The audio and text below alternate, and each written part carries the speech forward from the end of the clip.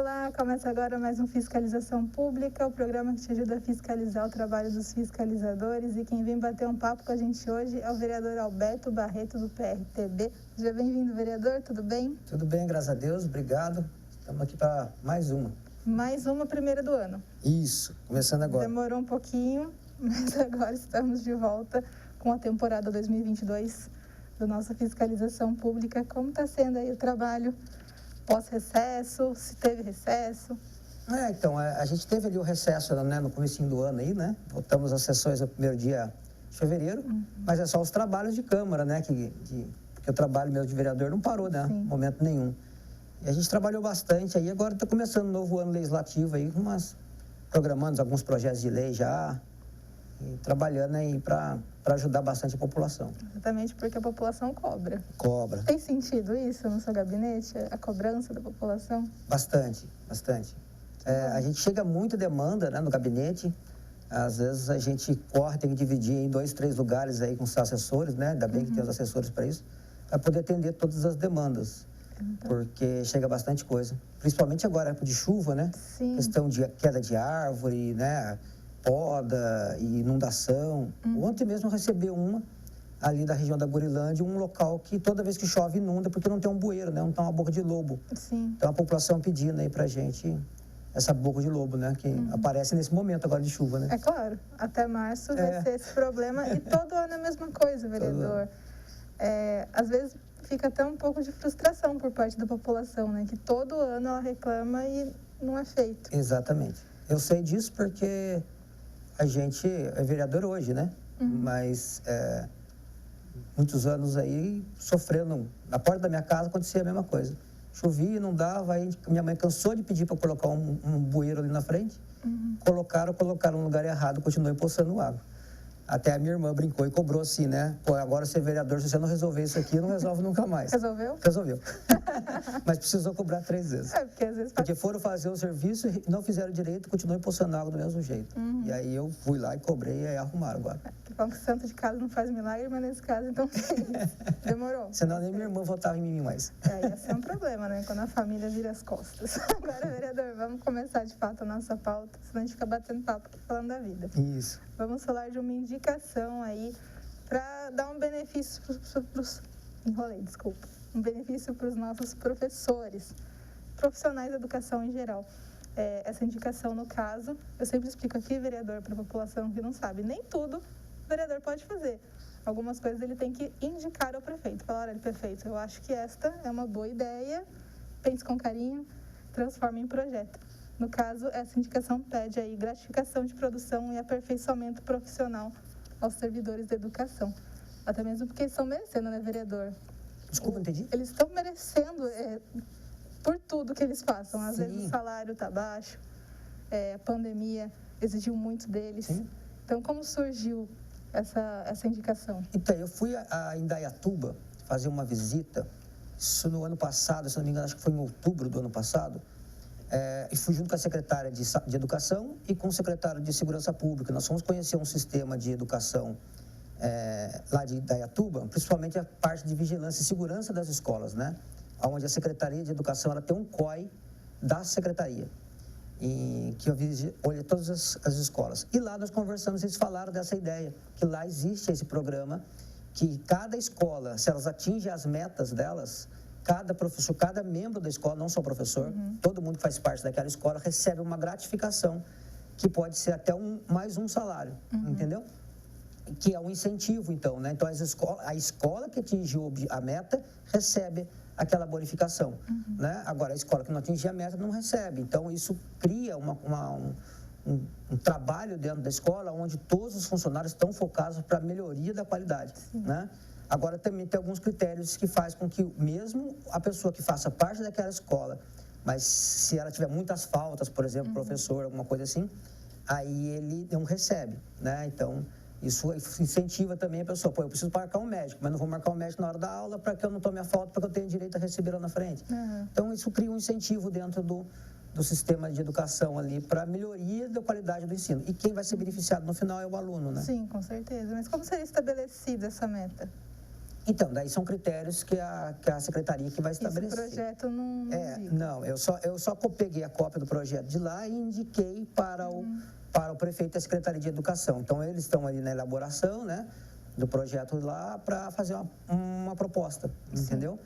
A gente sabe que tem alguns dentro da educação que não gostam desse tipo de coisa. Eles acham que tem que ser um salário igual para todo mundo e tal. Mas a gente entende na meritocracia que aquela escola que trabalhou mais e deu mais desempenho na qualidade do aluno merece uma gratificação por isso. Não é que a gente está desprestigiando o outro que não teve, mas a gente está prestigiando quem se empenhou mais. O ideal é que a base seja boa. Sim, né? Lógico, né? E depois o que vier é lucro. Sim, lógico. Tanto que a gente teve aí, né, através do governo federal, um aumento de 33%, né, do presidente Bolsonaro, dando 33% de aumento para os professores. Já é uma valorização. Sim. Né? Mas se esse novo salário, agora estão R$ 3.800, né, a base ali, ou aquele professor daquela escola receber mais um salário desse, porque ele atingiu a meta, né? É uma valorização do professor. Sim. Né? E no caso aqui tem, no projeto, né, que eu dei uma passada de olho, tem programa de estímulo para fazer cursos de pós-graduação, fazer cursos. Isso também ajuda, né? Ajuda. A desenvolver, e como você mesmo disse, e vai refletir na educação das crianças. Não, porque se tem um incentivo para uma pós-graduação, para o professor se qualificar mais, ele vai refletir isso dentro da sala de aula, certo? E refletindo dentro da sala de aula, melhora o índice do IDEB da escola e tudo mais, né? As notas da escola. Que isso vai fazer com que ele receba um benefício a mais, porque conseguiu ampliar a qualidade do ensino, atingindo uma nota melhor. Então, é um incentivo que, no final das contas, o maior beneficiado vai ser sempre os alunos, né? Exatamente. E é quase como se fosse em empresas privadas, né? Tem aquela participação dos lucros. Acho que a ideia seria semelhante, né? É semelhante. Incentivar o trabalho ali. É o que é o resultado, né? Porque numa participação dos lucros, por exemplo, mesmo que a empresa caia a arrecadação de lucros, o funcionário ainda tem participação. Num lucro menor, mas tem. Sim. Já mas nesse, tem esse incentivo dele querer trabalhar mais e melhor para alcançar. Exatamente, entendeu? Então, ele sabe que se ele atingir a meta, ele consegue ser reconhecido por isso, né, principalmente.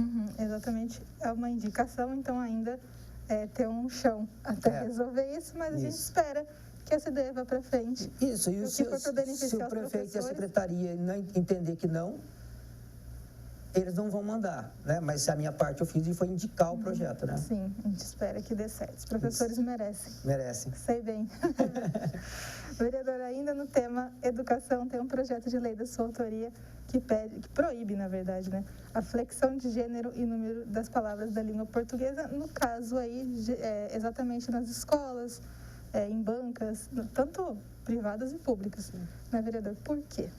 Primeiro explica para a população o que é exatamente, que nem todo mundo sabe. Para as pessoas entenderem. Essas questões de linguagem de gênero, identidade de gênero, que eles vêm falando tudo isso aí. O problema, e aí fica na verdade, é o neutro, né?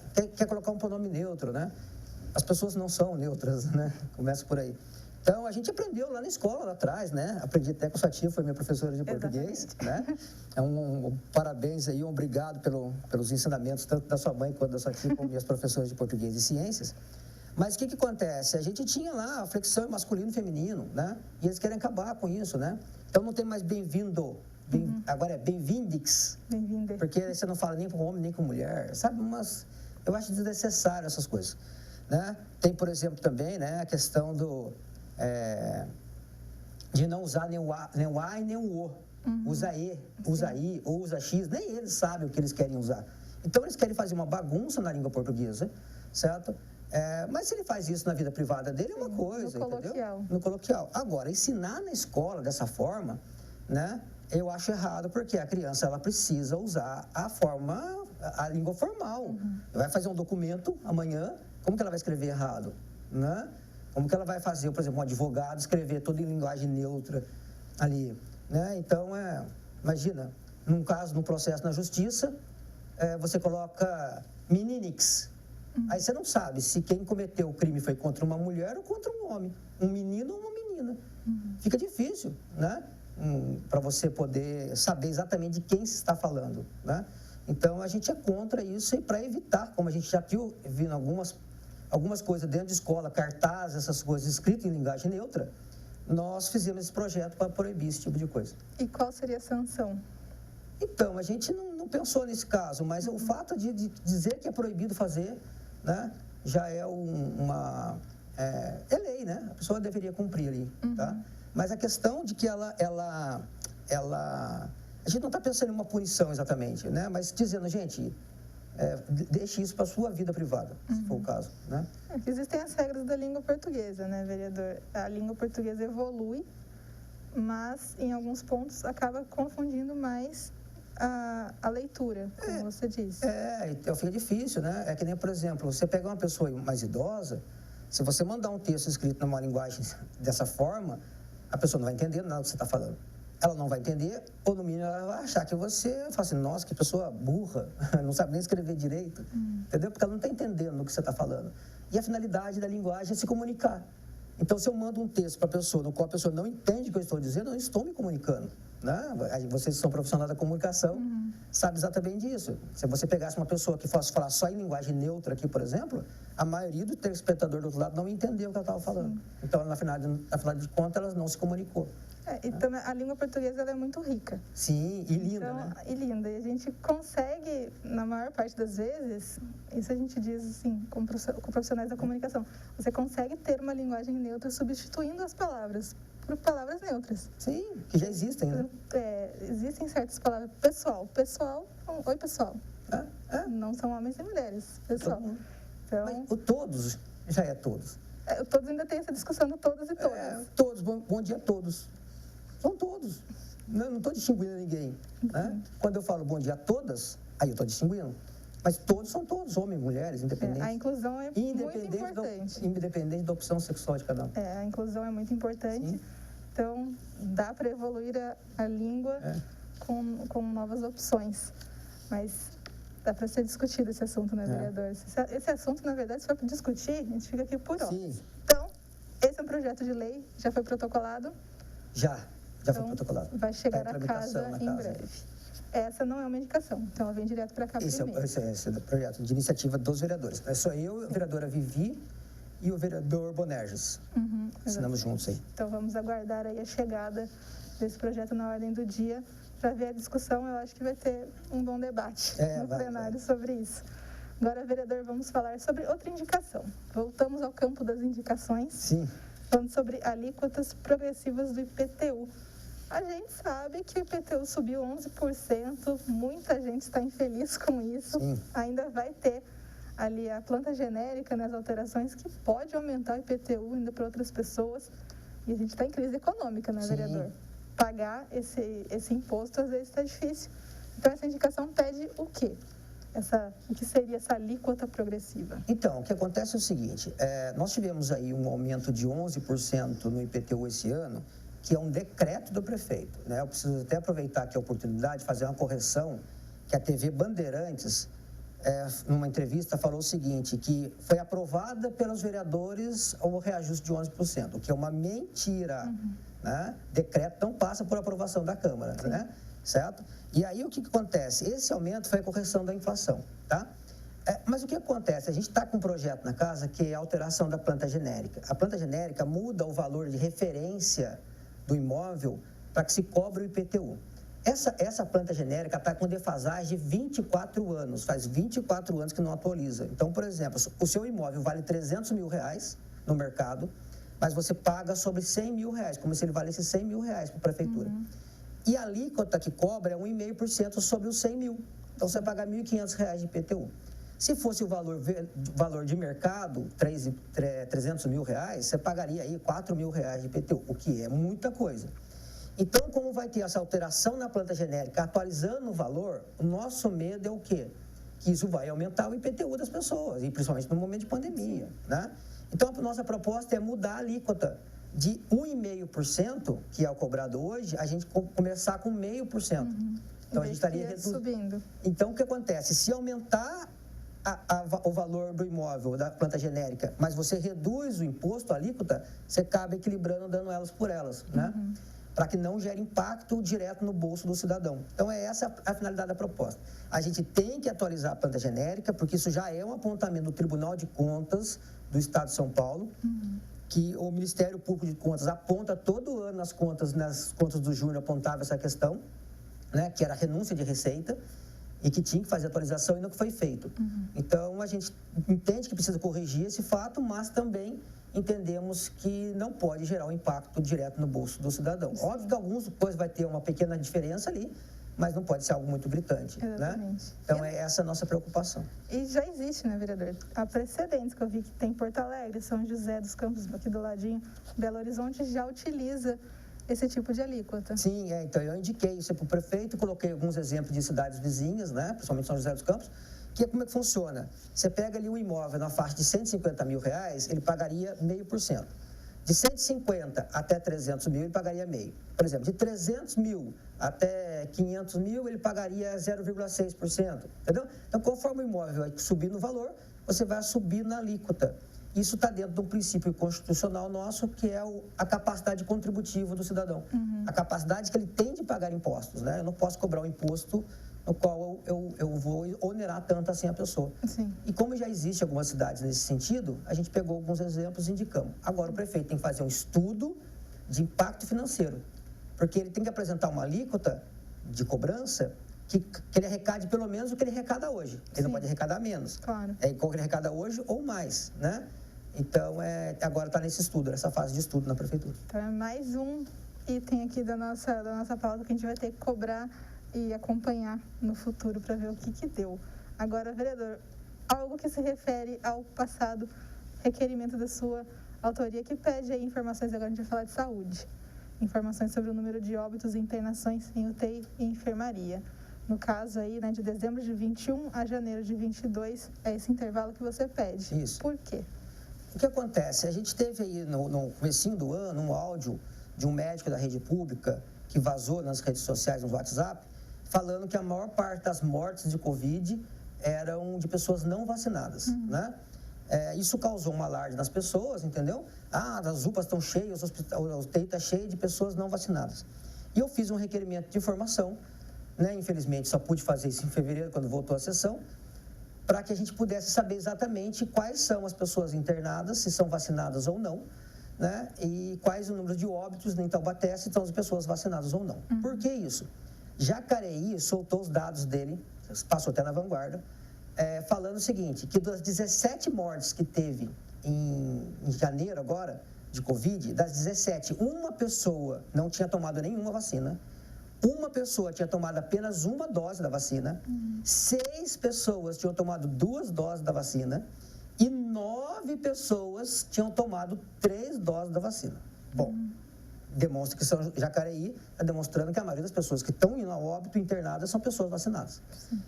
Eu recebi os dados agora de São José dos Campos, que segue na mesma linha. São José dos Campos teve 130 mortes, alguma coisa assim, 135, se não me engano, e 73% das pessoas são pessoas com 2 e 3 doses. 40% dos óbitos em São José dos Campos são pessoas com 3 doses, 32% dos óbitos são pessoas com 2 doses da vacina. Isso em São José dos Campos. Existe um dado também que fala que 27% das mortes são de pessoas sem registro de vacina. Mas o que é o sem registro? Ou a pessoa não tomou a vacina, ou a pessoa tomou, mas a prefeitura não tem o registro de qual vacina ela tomou. O que é esquisito, não tem o registro. O que é estranho, porque aqui em Taubaté aconteceu a mesma coisa. Não sei se você lembra uma vez que eu falei sobre isso, se não me engano, em agosto do ano passado, que o requerimento aqui apontou também que 47 mortes em Taubaté, na época, não se sabia qual a vacina. Sabia que tinha tomado a vacina, mas não sabia qual. Lembra, né, desse fato? Então, eu acho que, da mesma forma que aconteceu em Taubaté, deve ter várias cidades que não têm o registro. Então, esses são os dados. E os dados muito bons de São José, viu? Um gráfico um estudo bem apresentado. Então, agora é importante para a gente saber se Taubaté segue o mesmo padrão de Jacareí e São José dos Campos, né? Para que a gente tire as dúvidas se a fala daquele médico era verdadeira ou falsa. E também entra no caso idade e comorbidade, né? Se essas pessoas que faleceram tomaram vacina ou não, em qual categoria elas se encontram. Esses dados... E só um dado, essa questão da idade, a de São José mostra cada caso. Cada óbito, a idade, o sexo, se tomou vacina ou não, se tinha comorbidade ou não. E 80% das pessoas que foram a óbitos estavam na faixa de 70 anos para cima e estava com comorbidade. Sim. Então, a gente espera mais clareza nos dados da Prefeitura. eles divulgam todos os dias, né, nas redes sociais, mas eu sempre observo os comentários das pessoas reclamando que falta informação, que é difícil chegar na informação. É que eles soltam só o boletim. Sim. É uma das críticas que eu fiz, e um requerimento que eu fiz, acho que você até lembra disso, eu reiterei várias vezes o mesmo requerimento, que eles não me respondiam, é que eles mandam o boletim só não é suficiente, tem pouca informação. Não é que nem a questão, por exemplo, 100% dos leitos ocupados. Quantos leitos a gente tem? Quantos leitos a gente tem? A gente chegamos a ter 100 leitos em Taubaté, e aí caímos para 20 leitos em Taubaté, ou seja, 100% hoje seria 20% ontem, né? Então, Esses dados vão ser usados para audiência pública, porque teve aí esse requerimento pedindo uma audiência, se tudo der certo, dia 3 de março. Mudou? Pediu para mudar para o dia 17 aqui. 17 de março, mesmo horário, 14. Isso. Então, vamos ficar de olho. Não vou oficializar esse dado, porque ultimamente tem bastante audiência mudando de data. Mas a princípio, tanto que já mudou. Mas vai ser ali meio de março, à tarde, para debater o enfrentamento contra a Covid. Eu quero fazer um debate sobre a questão de como foi esses 2 anos de pandemia, né? Desde o início, principalmente o período quando não tinha vacina, agora depois que começou a vacina, como que foi a evolução, né, da pandemia, para a gente entender quais foram as medidas tomadas, né? Nem é para procurar culpado de nada, mas para a gente entender realmente e saber, daqui para frente vamos tomar essas medidas que são melhores do que aquelas que nós tomamos lá atrás. Né? Como questão, por exemplo, de lockdown, né? Fechar tudo, essas coisas assim. Então, a gente quer mais entender mesmo como é que está funcionando, né? E esses dados, com certeza, vão ajudar muito a gente nessas decisões. Então, a gente espera aí, mais ou menos no meio de março. Provavelmente, no próximo programa, a gente vai oficializar essa data para a população. Vereador, em 30 segundos, explica a sua moção de repúdio para a gente acabar o programa do vereador do PT lá em Curitiba. É um absurdo, né? O vereador do PT invadiu uma igreja no horário do culto para interromper e fazer um protesto lá dentro contra a morte de um rapaz no Rio de Janeiro, né? Um negro no Rio de Janeiro. Ele vai lá na igreja em Curitiba, não tem nada a ver uma coisa com outra, né? Isso aí, a nossa Constituição garante a liberdade de culto das pessoas, né? Então, essa moção de repúdio foi aprovada pelos vereadores, até mesmo porque o Código Penal pode até acusar o vereador por crime contra a religião. Sim, exatamente. É um caso sério. Vereador, foi isso então. Devo passar o recado de todos os temas. Obrigada pela participação. Até março. E você que nos assiste, continue com a gente, que tem bastante coisa bacana para você assistir. Se você quiser ver de novo, vai lá no site, no YouTube, que é super fácil de rever e compartilhar. Continue se cuidando e até a próxima. Tchau, tchau. Tchau, tchau.